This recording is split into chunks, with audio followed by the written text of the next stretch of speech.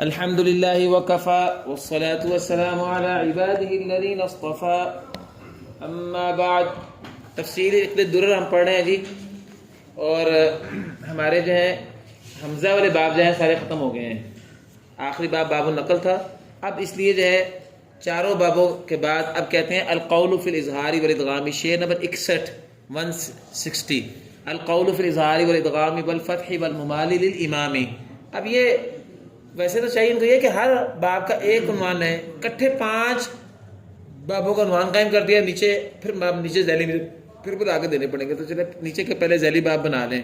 القول فی الاظہار والادغام ایک باب ہوا، والفتح والممالی دوسرا باب ہوا. 2 ہی باب ہیں، ٹھیک ہے نا. تو پہلے یہ جو ہے نا اظہار اور ادغام کا جو باب ہے نا، یہ آپ کو کہاں تک لے کے چلنے ہیں بیٹا؟ یہ شعر نمبر یہ شعر نمبر 75 تک، شعر نمبر 75 تک. یہ جو ہے نا 76 اس کی سائڈ پہ لکھ لیں باب الفتح والامالہ. باب الفتح والامالہ اس کے لیے لکھ لیں. اور یہ جو باب ہے نا یہ جائے گا آپ کا شعر نمبر 84 تک. تو بھائی یہ جو 2 باب ہیں ان میں سے پہلا باب جو ہے وہ ہمارا چلے گا الادغام والاظہار. اور آپ کو پتا نا کہ شاطبی کی ترتیب میں یہی تھا، سب سے پہلے باب البسملہ اعوذ باللہ بسملہ، اس کے بعد پھر میم جمع. وہ یہاں آیا نہیں کیونکہ وہ نہیں، بلکہ آیا تھا میم جمع، آیا تھا بلکہ آیا تھا میم جمع کا باب، کیوں نہیں آیا تھا؟ اس کے بعد جو ہے پھر باب کون سا آیا تھا؟ بابوں کو دیکھ لیں گے دفعہ، اچھی بات ہے، سیدھا آپ کی ہو جائے گی جو ہے دوبارہ ایک دو آپ کی دہرائی ہو جائے گی. دیکھیں نا شعر نمبر 17 میں القول فی تعوذ و بسملہ، یہ باب استعاذہ باب البسملہ آ گیا. اس کے بعد شعر نمبر 20 میں باب بہ یضیء لون الحلق فی المیم والہا، میم جمع کا باب آ گیا تھا. اچھا ادغام کبیر کا باب نکال دیا درمیان سے کیونکہ وہ سوسی اور ابوبکر کی قرات میں ہوتا ہے، اس کا تعلق نہیں قلون نافع سے. ہائے کنایا اس کے بعد تھا، وہ آ گیا تھا نا. اس کے بعد شعر نمبر 29 میں گئے تو القول فی الممدود والمحموز، یہ آ گیا باب المد القصر. تو ہائے کنایا کے بعد شادبی میں باب المد القصر ہی ہے نا. اس کے بعد جو ہے پھر محموز کا باب انہوں نے قائم کیا نا شعر نمبر 29 میں ہی. محموز کے 4 باب مسلسل وہاں آئے ہیں، وہاں 5 باب تھے، یہاں 4 ہیں. وہاں 5 باب میں سے پہلا باب تنفی کلمہ، حمزہ تنفی کلمتین، اور اس کے بعد جو ہے حمزہ مفرد اور باب النقلی و سخت. سخت کا یہاں بیان کوئی نہیں آیا کیونکہ سختہ جو ہے وہ نافع کی قرات میں آئی نہیں. اس کے بعد جب 5واں باب شاطبی میں تھا باب وقف حمزہ و شام، حمزہ اور شام کا تعلق ہے ہمارے نافع کی قرات سے. اس کے بعد جو ہے باب کون سا شاطبی میں جی؟ باب الاظہار والادغام، وہ ادغام صغیر کا باب ہے نا. اب اس کے اعتبار سے آپ کا یہ جو آج کا سبق ہے اس کا عنوان آ گیا ہے القول فی الاظہار والادغام. اچھا شاطبیہ میں اظہار ادغام کے کتنے باب تھے؟ 9 باب تھے. سب سے پہلے باب الاظہار والادغام کے نام سے عنوان تھا، اس میں 4 شعر تھے. اس کے بعد دال قد 1، زال از 2، تائے تنیس 3، لام حلبل 4 کے بعد پھر لکھا تھا باب اتفاق فی دال قد و زال. ان ساروں میں چونکہ یہ متقارباً کے باب تھے، 4 روزے تھے پیچھے. اور اس کے بعد جو ہے نا ایک باب لے کے کب یہ دال قد زال اسلام حلبل وغیرہ میں ادغام متفق کب ہوتا ہے، اور وہ تب بھی ہوتا ہے جب ادغام صغیر میں اس کا ہم مثل آ جائے یا اس کا متجانس آ جائے. تو اس کے بعد باب وہ لے کے آتے. 5واں باب نہیں، 6واں باب یہ ہو گیا. 4 باب دال قدر کے ہو گئے نا، 5واں باب یہ ہو گیا. اور ایک تمہید کے بھی تو 4 شعر تھے نا، باب الاظہار والادغام 6. 7واں باب تھا وہاں باب قربت مخارجها. 4 تو مقام یہ ہو گئے تھے دال قد زال استائے تنیس اور حلو بل. اور باقی جو 8 مدغم ہے، غالباً 13 مدغم تھے وہاں، وہ باقاعدہ باب روفن قربت مخارجها میں آ گئے تھے. تو 7 باب ہو گئے. اور 8واں باب کیا تھا کہ نون ساکن اور نون تنوین کے احکامات اس کے بعد لے آئے تھے، کیونکہ اس کے اندر بھی ایک حکم ادغام ہے نا، کیونکہ 4 احکامات ہیں نون ساکن اور تنوین کے. اس میں بھی ایک ادغام ہے نا جس پہ یرملون میں ادغام ہوتا ہے، اس میں وہ بات آ گئی. تو 8 باب ہو گئے 9 کی بجائے، یا 9 ہے یا 8 ہے. اچھا وہ اب سارے ابواب جو ہیں ان میں جو باب نافع سے متعلقہ باس ہے نا وہ آپ یہاں دیکھیں گے انشاءاللہ. اور جو ہے اس کے بعد جو ہے اس سے اگلا باب وہاں کون سا ہے؟ باب الفتح والامالہ. یہ باب الفتح والامالہ آ گیا ساتھ ہی، ٹھیک ہے نا. اگر اس کا اگلا بھی حل کر لیں تو کوئی حرج نہیں ہے. میں نے آپ کو باب الفتح والامالہ بتا دیا کہ شعر میں 76 سے شروع ہو رہا ہے. اور اس سے اگلا باب کیا شاطبی میں؟ باب الفتح والامالہ کے بعد ہائے تنیس کا مالا کسائی کے لیے، اس کا ہمارے سے تعلق کوئی نہیں ہے. کسائی کا کیا تعلق ہے نافع سے؟ اس کے بعد باب تھا باب الراعات. باب الراعات کے بعد کون سا تھا؟ باب اللامات. یہ دیکھ لیں اب آپ.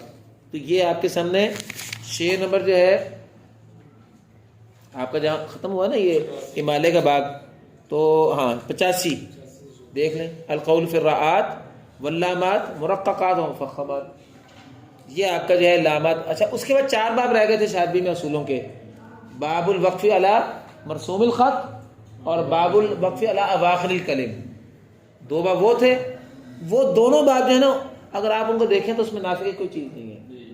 باب الوقف علی مرسوم الخط جو ہے وہ تو اس میں باس باب الوقف علی اواخر الکلم میں تو باس ہے ہی، وقبل الاسکان وقبل الروم وقبل الاشمام وغیرہ، اس کا تعلق ہے ہی تجوید سے.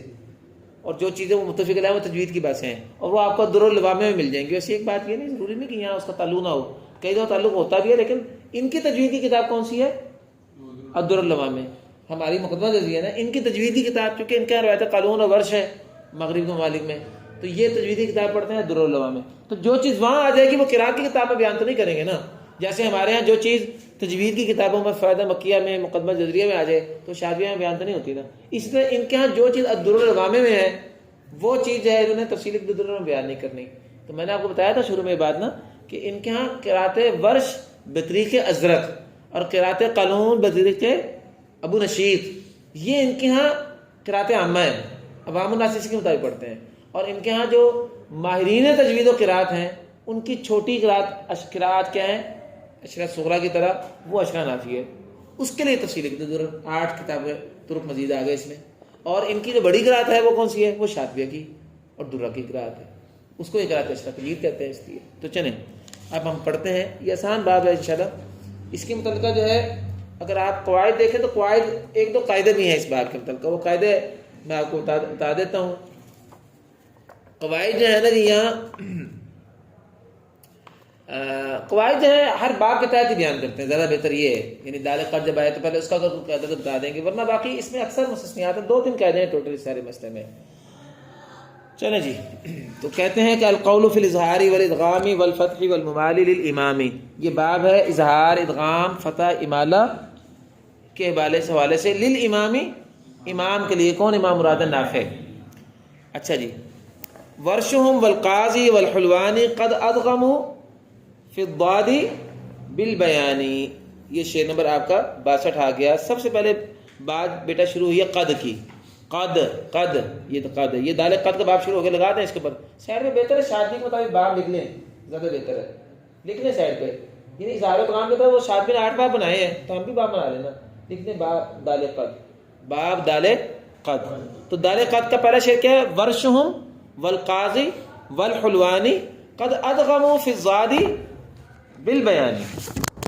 ورش قاضی قانون کا ہو گیا نا، اور حلوانی جو ہے یہ قانون کا ہو گیا. حلوانی کے نیچے کون آگے؟ دونوں جمال اور ابو عون، یہ تینوں. اور ورش پورا، ورش کے تینوں طریق.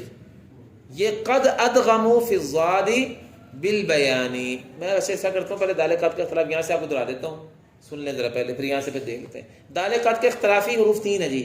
زبانی ذہن میں رکھے، شاطبی بھی تو کرتا تھا نا. دال قد کے اختلافی حروف 3 ہیں. اس نے اس کا بیان نہیں کیا لیکن میں آپ کو بنا کے اس بتا رہا ہوں. دال قد کے اختلافی حروف 3 ہیں، ضاد، ظا، ذال. ٹھیک ہے جی. اس باب میں قراء عشر مراد طرق عشر نافی ہے، ان کے مذاہب کی تفصیل درج ذیل ہے. نمبر 1 ورش اور حلوانی. ضاد اور ظا میں اگر آپ نا آپ کو یاد ہے اس کو خلاصہ بڑا آسانی سے بن جاتا ہے امام شاطبی میں، اگر لکھ لیں گے تو زیادہ آسان ہو جائے گا. ورش اور حلوانی ضاد اور ظا میں، اور اسماعیل قاضی صرف ضاد میں ادغام کرتے ہیں کیونکہ ضاد میں تینوں ہو گئے نا. یہ شعر اس کے متعلق آ گئی بات. تو ورش اور حلوانی صرف ضاد اور ضاد دونوں میں، اور اسماعیل قاضی صرف ضاد میں ادغام کرتے ہیں. پہلا مسئلہ یہ نکلا. اب اس کا شاہد ہم پڑھ لیتے ہیں، میں ساتھ ساتھ پڑھتے جاتے ہیں، شاہد دیکھتے جائیں گے. ورشوں والقاضی والحلوانی قد ادغموا فی الضاد بالبیانی. واضح ہے جی. ضاد کی بات تو آ گئی نا. اب آ گیا ورشہم واحمد فی الضاء، کہ ورش پورا اور وہی حلوانی جس کا اس کے پیچھے آیا تھا احمد حلوانی، یہ ضاء میں بھی ہیں. یہاں جا کے لکیر لگا دیں. یہ پہلے مسئلے میں آ گیا نا، گویا کہ ضاء اور ضاد دونوں میں ورش اور حلوانی ہے، اور جو ضاد ہے سب اس اکیلے میں اسماعیل قاضی ہے. یہ میں نے نمبر 1 لکھا ہوا مذہب. نمبر 2 مذہب اصبہانی اور ابو الزاراز، 3 حروف تھے نا، ضاد، ضا، ذال. اب انہوں نے ان کو چاہیے تھا، شاطبی کی ترتیب یہی ہے نا کہ دال قد اس کے مدغمات کون ہیں، زال از اس کے مدغم فی کون سے، اس طرح کرتے تھے نا. ان کا انداز یہ نہیں ہے. وہ میں نے اس میں نکال کے وہ بنا دیا تاکہ آسانی ہو جائے. تو ضاد وا اور ذال 3 حروف ہیں میں نے کہا جن کے ادغام کا مسئلہ ہے نافع کے لیے. تو اس میں اصبہانی اور ابو الزارا جو ہے والاصبہانی و ابو الزارا فی ذالھا، یہاں تک نکیل لگا دیں، ہر ایک نکیل لگا لیں. یہ دوسری بات ہماری ہوگی کہ اصبہانی اور ابو الزارا ذال میں ادغام کرتے ہیں، یعنی ولقد ذرأنا جیسے. ٹھیک ہے جی. باقی قراء جی تمام حروف میں ظاہر کرتے ہیں. بس یہ 3 مذہب ہیں. ورش، حلوانی، ضاد و ضاد دونوں میں. اسماعیل قاضی صرف ضاد میں نمبر 1، اصبہانی اور ابو الزارا صرف ذال میں، اور باقی قراء سارے حروف میں ظاہر کرتے ہیں. باقی قراء مراد کون رہ ہوں گے؟ مسیبی اور جعفری تو پورے ہو گئے نا. اور ادھر سے ابو نشید بھی، ابو نشید کے لیے کچھ آیا ہی نہیں نا، ابو نشید کے لیے کچھ نہیں آیا. اور البتہ ابو الزارا البتہ آ گئے، مسیبی پورا نہیں آیا جی. مسیبی کے اپنے سادان جو ہے اس کے لیے کسی کلمے میں بھی ظاہر نہیں ہے. ابو الزارا کے لیے ایک کلمے میں ہے، اور وہ دال جو ہے وہ زال میں ادغام ہو. چلیں اچھا، اب مستثنیات کی بات ہے. یہ تو 3 باتیں ہو گئی نا. مستثنیات کی بات ہے، وہاں بھی آپ کو یاد ہے ہر بات میں کوئی مستثنیہ بھی ہوتا تھا. مستثنیات یہ ایک کلمہ ہے صرف. ادھر سنیں، قد تبین، دال کا تا میں، کیونکہ میں نے مطلب فی 3 حرف بتایا تھا، ضاد وا اور دال. تا تو نہیں بتایا تھا نا. تو اس کا مطلب باقی سارے قاری یا باقی سارے حروف میں سب قاری ظاہر کرتے ہیں. تو اس کا مطلب قد تبین میں کیا ہونا چاہیے؟ سب کا ادغام ہونا چاہیے نا. لیکن ایک کلمہ قد تبین الرشد من الغی، اور یہ آپ پڑھ چکے ہیں، قد تبین الرشد من الغی. بلکہ امام دانی نے اپنے استاد ابو الفتح فارسی سے پوچھا کہ آپ نے قد تبین میں کیوں ادغام کیا ہے؟ لقد تابا میں اور وقد تعلمون انی رسول اللہ علیکم میں کیوں ادغام کیا ہے؟ وقد تعلمون ہم پڑھتے ہیں. تو یہ بھی تو جیسا نا. انہوں نے کہا کہ بیٹا بات یہ ہے کہ جیسے میں نے اپنے استادوں سے پڑھا میں نے ویسے نقل کر دیا. علم قرات جو ہے وہ قرات جو ہے نا وہ قیاسی علم نہیں ہے، یہ نقل والا علم ہے.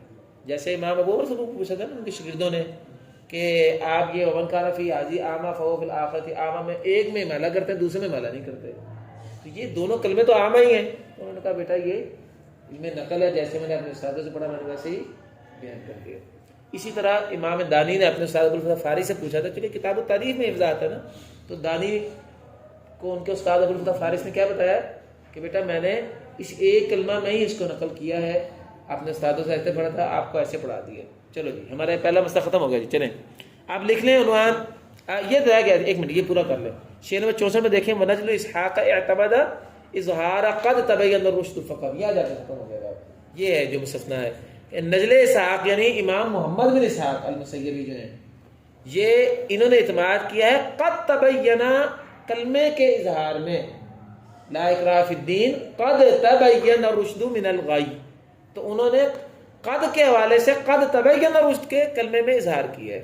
بس یہ بات ختم ہو گیا. تو 3 اس دال قد کے 3 مدغم فی ہیں، اور اس کی تفصیل میں 3 قراء کے مذاہب ہیں، اور ایک کلمہ اس میں مستثنا ہے جس میں خلاف قاعدہ امام ابن سعدان نحوی ابن اسحاق نے جو ہے اس میں انہوں نے کیا کیا کہ انہوں نے اظہار کر دیا. باقی سارے قاری 9 کے 9 اس میں بھی ادغام کرتے ہیں. چلو اب ہمارا باپ سائڈ پہ لکھ لیں، شعر نمبر 65 پہ.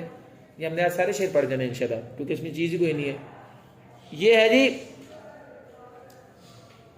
تائے تنیس کے قواعد. میں ویسے آپ کو ایک بات بتا دوں، پہلے زال عز بھی ہے، شادی میں تو زال عز بھی ہے نا، وہ ترتیب میں وہاں زال عز پہلے ہے. ہم یہاں بیان نہیں کریں گے اس کو. اس وجہ زال عز میں پورے نافع کا کوئی اختلاف ہی نہیں ہے، چونکہ اختلاف ہے ہی نہیں.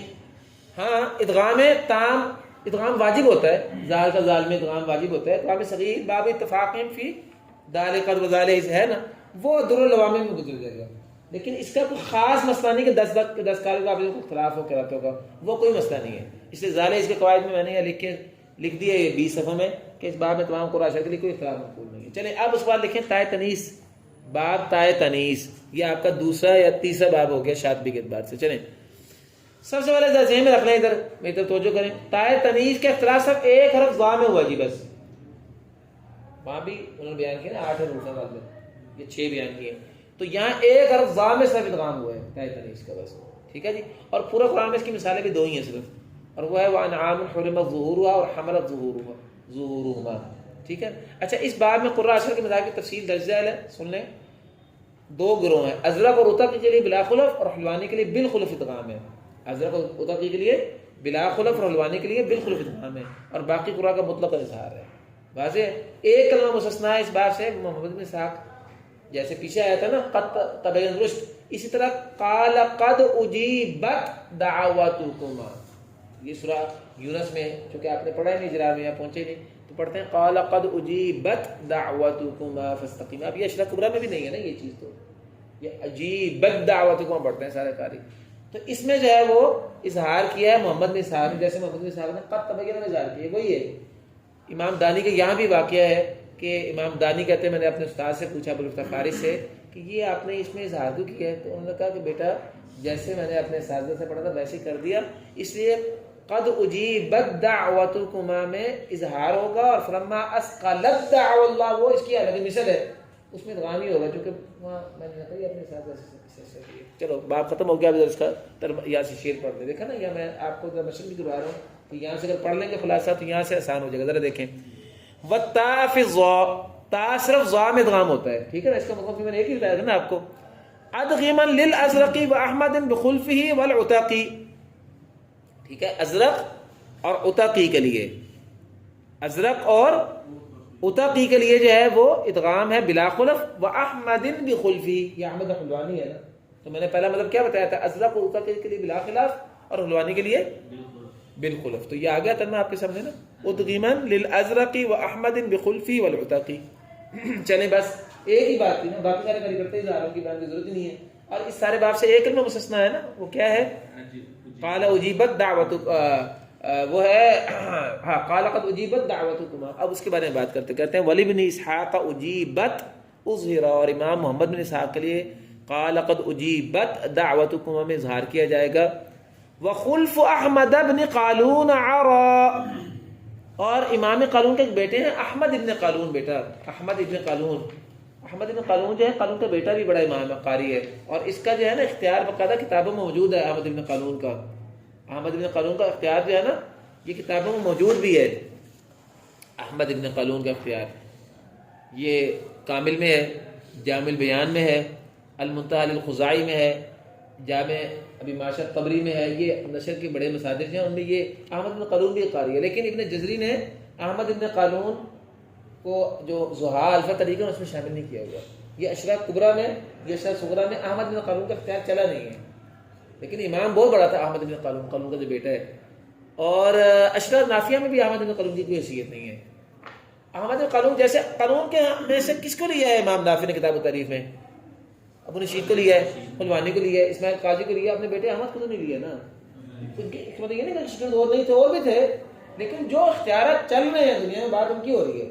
تو احمد ابن قالون کے بارے میں کہتے ہیں امام ابن غازی کہ اس کے لیے اس کلمہ اجیبت دعوتکما میں جو خلف بیان کیا جاتا ہے نا، عرا وہ ننگا ہے، وہ خلف ننگا ہے. کیا مطلب؟ وہ خلف ثابت نہیں ان سے، یہ خلف ان سے ثابت نہیں ہے. قالون کے بیٹے احمد جو ہیں ان کی روایت عام طور پہ جو ہے وہ جو کہ مجتہد نہیں ہوئی، اس میں خلف کے ساتھ اس میں جو ہے وہ 2 وجہ بیان کی گئی، لیکن یہ اختلاف ننگا ہے یعنی ضعیف ہے، ثابت نہیں اس کو ان سے. باقی اگر ثابت ہو بھی جائے تب بھی ہمارا سے مطلب کوئی نہیں، کیونکہ اس کا ہماری نہ قرات اشراق کبریٰ سے تعلق ہے، نہ صغریٰ سے، نہ صغیر سے، نہ کبیر سے، کسی سے کوئی تعلق نہیں ہے. چلو جی ہمارا باب جو ہے یہ ختم ہو گیا. وَلَيْسَ الْإِظْهَارُ لَهُ بِالْأَظْهَارِ، وَلَيْسَ الْإِظْهَارُ لَهُ بِالْأَظْهَارِ، اور نہیں ہے اس کے لیے اظہار اجیبت دعوتوں میں، کس میں؟ احمد بن قالون کے لیے بالازہر، زیادہ اظہر قول کے مطابق، یعنی راجح قول کے مطابق اس کے لیے اظہار نہیں ہے. کیا مطلب؟ اس کے لیے ادغام ہی ہے. تو آپ کو پتہ ہے سارے کار ادغام ہی کرتے ہیں نا اجیبت دعوتوں میں. اظہار تو کس نے کیا؟ محمد بن اسحاق نے. تو احمد بن قالون کے لیے خلف بیان تو کیا گیا ہے، لیکن اظہر اور ارجح قول کے مطابق اس کے لیے اظہار نہیں ہے. کیا مطلب؟ راجح قول کے مطابق اس کے لیے ادغام ہی ہے. لیکن میں نے آپ کو بتا دیا راجح یہ ہو بھی جائے اظہار تو ہم نے تب بھی نہیں پڑھتا، کیونکہ اس کا ہمارے سے تعلق کوئی نہیں. یہ بیان کر دیا ہے کیونکہ یہ مسئلہ جو ہے عام طور پر مغاربہ کی کتابوں میں چلتا آ رہا ہے. ابن غازی نے بھی اس کو بیان کر دیا. جیسی باتیں بطور معلومات نہیں بیان کر دیتے، جیسے امام شاطبی نے بیان کر دیا کہ ائمۃ میں اہل سماع کے لیے تشہیل ہے، وفی النحو ابدلا، اور نحو میں ابدال بھی کیا گیا. اس کا تعلق کیا ہے؟ ہمارے سے کوئی تعلق نہیں ہے. قرات اشراق صغریٰ میں، کبریٰ میں تعلق ہے، لیکن وہاں بیان کر دیا. چونکہ قرات سبع کی جو کتابیں ہیں تحصیل، شاطبی، ابن مجاہد وغیرہ، ان میں یہ مسئلہ بیان کیا گیا، تو اس لیے احمد بن قالون کا مسئلہ نے بیان کر دیا. چلیں جی ہمارے باب کتنے ہو گئے؟ 3. ہمارے باب کتنے ہو گئے ہیں؟ 3. اور چوتھا باب ہمارا کون سا ہے جی؟ حل بل. اور حل بل کا نام ہوتا تھا نا، وہ باب ہے. امام ابن جزری امام ابن غازی نے اس کو یہاں باب کے طور پر بیان نہیں کیا. امام ابن غازی نے اس کو یہاں باب کے طور پر بیان نہیں کیا، لیکن اگر ہم اس کا باب بنانا چاہیں تو چلو بنا لیتے ہیں، کیونکہ وہاں باب ہے نا. امام ابن غازی نے کیا کیا کہ یہاں باب و حروف قربت مخارجہ کے اندر وہ سارے بھی اور اس کو بھی اس کے اندر لاملا کا بیان کر دیا. بلکہ میں تو آپ کو صحیح بتاؤں تو انہوں نے تو ساروں کو ہی لاملا کا بیان کیا، آپ تو دیکھ ہی رہے ہیں. تو چلو لام کا ہم پہلے پڑھ لیتے ہیں، شعر نمبر 71 پہلے پڑھ لیں. اس کے اندر یہ لام حل بل کا مسئلہ ہے. یہ میرے خیال چھوڑ دیں، یہ ہم اسی طرح چلتے ہیں، چل رہا ہے ترتیب، کیا فرق پڑتا ہے. اب آپ ایسا کریں، یہاں لکھ لیں باب حروف قربت مخارجہ سائڈ پہ، یہ لکھ لیں. اب یہ باب حروف قربت مخارجہ میں جناب 10 کلمے ہیں جن کا اختلاف آئے گا آپ کے سامنے. بس اب ہم ایک ایک کلمہ پڑھتے جاتے ہیں، یہ آپ کا سارا مسئلہ ختم ہو جائے گا. 10 کلمے ہیں جن کا اختلاف آئے گا. شاطبیہ میں کلمے 10 سے بھی کم تھے، 10 سے بھی زیادہ تھے، لیکن نافع کے لیے جو ہے وہ 10 ہیں کلمے. اور اگر اس میں حل بل کو آپ نکال دیں گے نا تو کلمے اور کم ہو جائیں گے، اس کو تو آپ باب بنا دیں گے. لیکن اگر آپ اس کو کلمے بنا کے لے آئے تو چلیں چلتے ہیں جی. چلیں جی. وَأَدْغَمَ الْعُسْتُ لِنَجْلِ جَعْفَرٍ. ٹھیک ہے جی. استو میں کیا ہے جی؟ امام اسماعیل بن جعفر، ان کا وہ ہے نا. نجل جعفر کون ہے؟ جعفری کا نام ہی ہے نا. امام اسماعیل بن جعفر الانصاری وہ ہے نا نجل جعفر. ان کے لیے آپ جو ہے نا استو میں ادغام کر دیں گے. ایک مسئلہ ختم ہو گیا آپ کا. استو میں آپ ان کے لیے ادغام کر دیں. نمبر 2 کلمہ 1 ہو گیا. 10 کلمے میں نے آپ سے کہا، میں نے شمار کرنا، اس میں نمبر 1 لکھ دیں. نمبر 2 وَإِرْكَبْ لِقَاضِيهِمْ وَعَبْدِ الصَّمَدِ. ٹھیک ہے جی. ارکب لقاضیہم وعبد الصمد ولی ابی الزعراء والخلف زد للمروزی. یہاں جا کے ختم ہو رہا جی. میں نے ویسے نا اس میں کام یہ کیا 20 صفحوں میں میں نے نا ان کلموں میں آگے لکھ دیا ہے کہ ان کے خلافت فروش میں آ جائیں گے. مراد ہے کہ کلمے ذہن میں رکھنا، تکبیر المنافع میں جب اختلاف آئے گا تو اس میں قاعدے کے غالباً دیکھ لیں. لیکن یہاں بار بات ہم کر رہے ہیں. ارکب معنی میں قاضی کے لیے، قاضی ان قانون کے لیے، عبد الصمد العتقی کے لیے اور ابو الزعراء کے لیے. ان 3 کے لیے ادغام ہوگا قولا واحدا، جبکہ ابو نشیط المروزی کے لیے بالخلف 2 وجہ ہیں جی. واضح ہے جی. والخلف زد للمروزی. چلیں آگے. 2 کلمے پورے ہو گئے.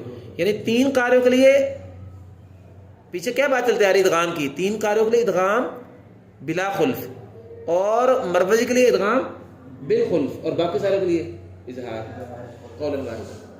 چلو تیسرا کلمہ یلحس ذالک. اب ذرا اس کو دیکھتے ہیں. وساء یلحس ادغام سلیل عبدوس وللجل الاصم. وللجل الاصم یہ آپ کا یلحس ذالک کا مسئلہ ہے. اس میں امام ابن عبدوس سلیل جو ہے نا بیٹا، یہ وَلَقَدْ خَلَقْنَا الْإِنسَانَ مِنْ سُلَالَةٍ مِنْ طِينٍ ہے نا. سلالت الانسان کہتے ہیں انسان کا خمیر جسے انسان گندا گیا ہے. تو سلیل کا مطلب کیا ہوگا؟ سلیل عبدوس، یعنی عبدوس کا بیٹا. اور وہ کون ہے؟ ابن عبدوس، ابو الزعراء. ٹھیک ہے نا. اس کو یہ سلیل عبدوس کہا گیا ہے سلالت الانسان سے. تو کہتے ہیں کہ یلحس ذالک میں ادغام کیا ہے ابن عبدوس نے. ٹھیک ہے. ایک تو ابن عبدوس نے ادغام کیا ہے، اور دوسرا جو ہے نا وللجل الاصم. یہ جو الاصم امام ہے یہ کون ہے؟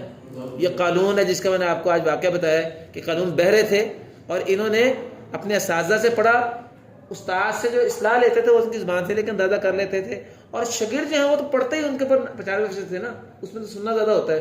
تو قانون کو معجزاتی طور پر بعض لوگوں نے کہا کہ وہ جو ہے قرآن سنتے وقت ان کا کان چلتے تھے اور ان کو سنائی دیتا تھا، اور جب قرآن کے علاوہ ان سے لوگ باتیں کرتے تھے تو ان کو سنائی نہیں دیتا تھا. اگرچہ یہ روایت ثابت نہیں ہے. امام ذہبی نے معرفت القرآن کے بارے میں اس کی تردید کی ہے، لیکن ایک روایت موجود ہے کہ قرآن پاک میں جیسے بعض لوگ پڑھتے ہیں تو لکنت کے ساتھ پڑھتے ہیں. قانون بہرے تھے، سنتے وقت قرآن چلتا تھا ان کا، لیکن یہ روایت ثابت نہیں ہے.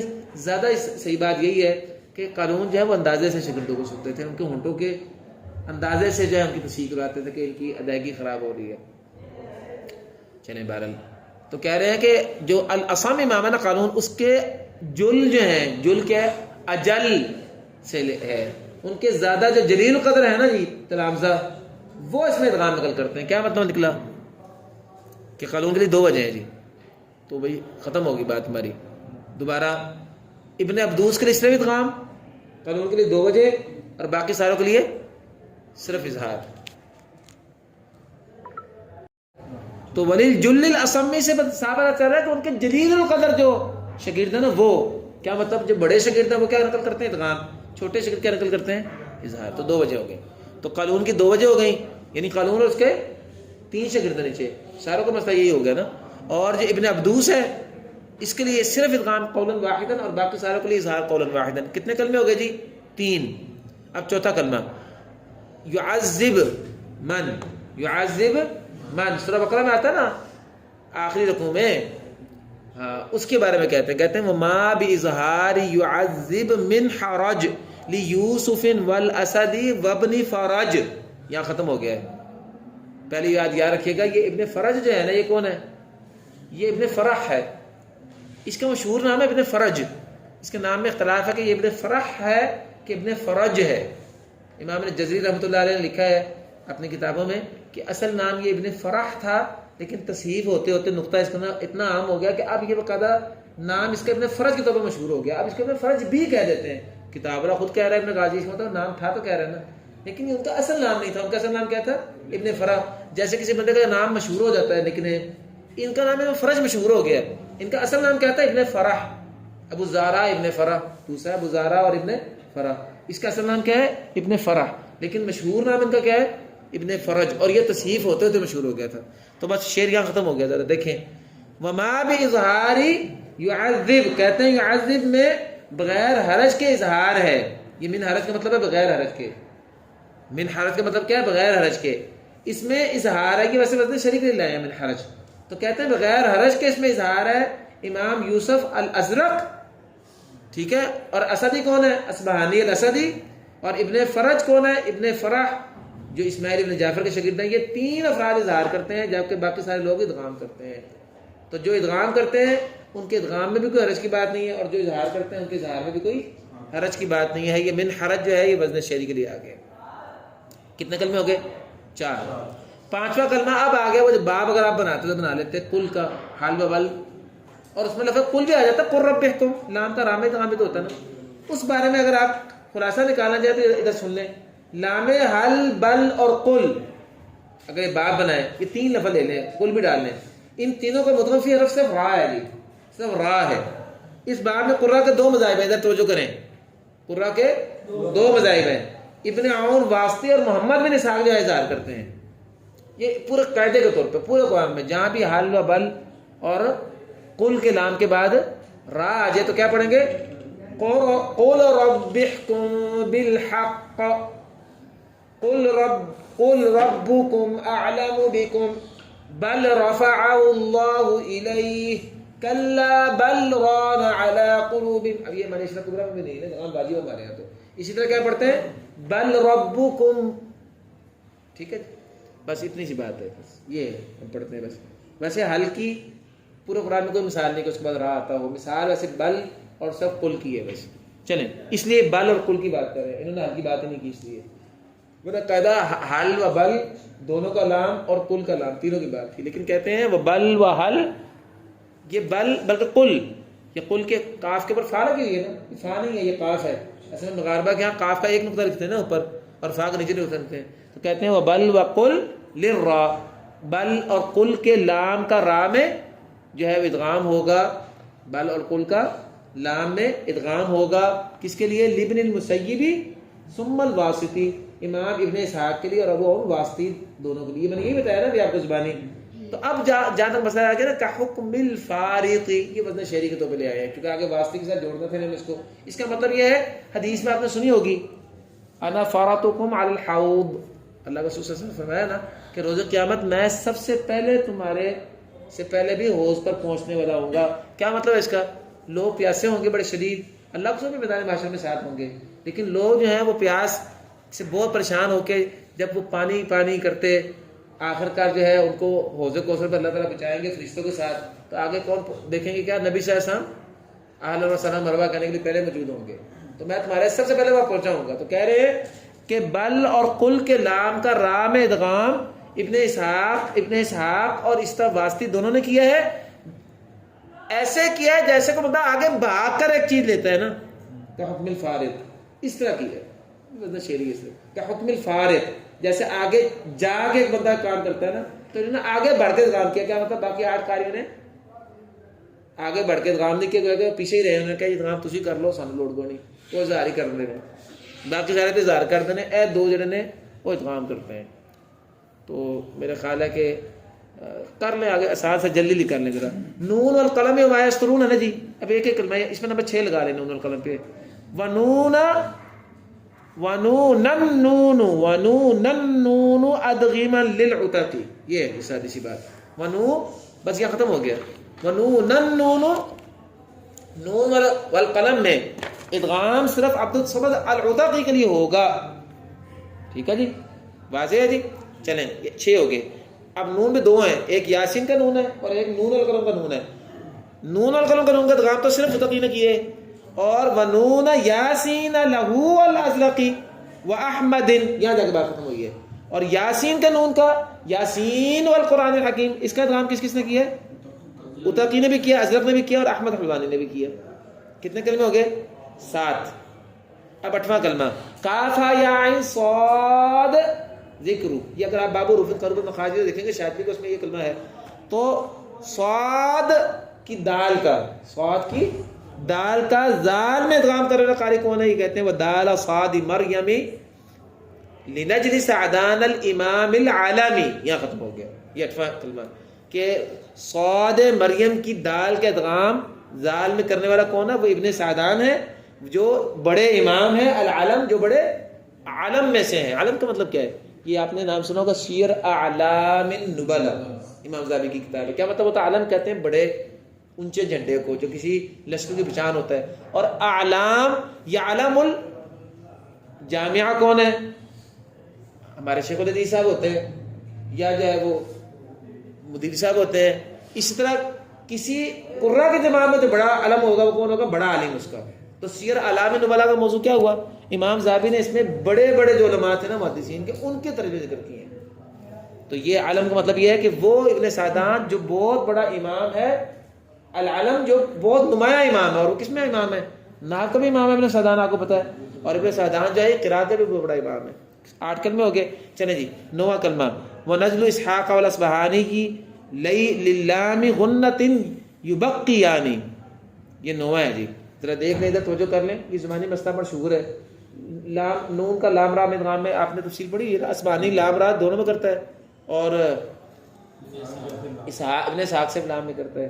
یہ بات یہ اب یہ باب نون تنوین نون ساکن کا بیان وہ باب آ گیا. اب اس کو باب بنانا تو باب بنا لو, ورنہ یہ اس کو آپ 9واں نمبر لکھ لیں. ونزل اسحاق والاصبہانی, نجل اسحاق اور اسبہانی دونوں للام غنۃ, وہ لام میں غنہ کو باقی چھوڑ کر, یبقی یعنی وہ دونوں لام میں غنہ کو باقی چھوڑ کر, یعنی ادغام ناقص سے پڑھتے ہیں.